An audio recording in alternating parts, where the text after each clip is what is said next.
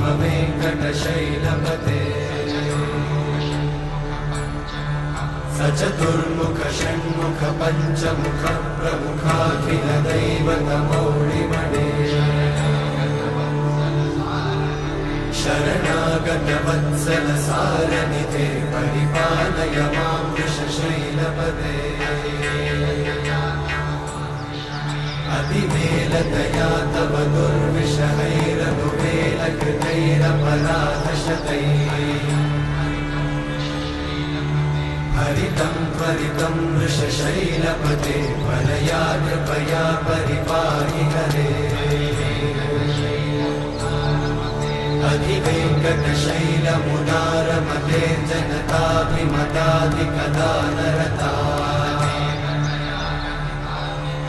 परदेवतया गदितान्निगमै कमलादयितान्न परं कलये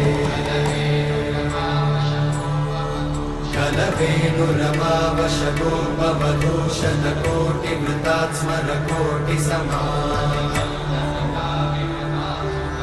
प्रतिवल्लविकाभिमतात् सुखदात् वसुदेवसुतान्न परं कलये अभिरामगुणाकरदाशरथे जगदेकधनुर्धरधीरमते रघुनायक राम रमेश विभो वरदो भवदेव दयाचलधे अवनीतनया कमनीयकरं रजनीकरचारुमुखाम्बुरुहम्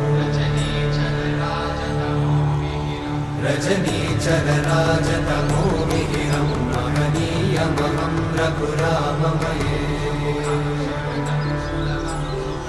सुमुखं सुहृदं सुलभं सुखदं स्वनुजं च सुखायममोघशरम् अपहाय रघुत्वहमन्यमहं न कथञ्चन कञ्चन जातु भजे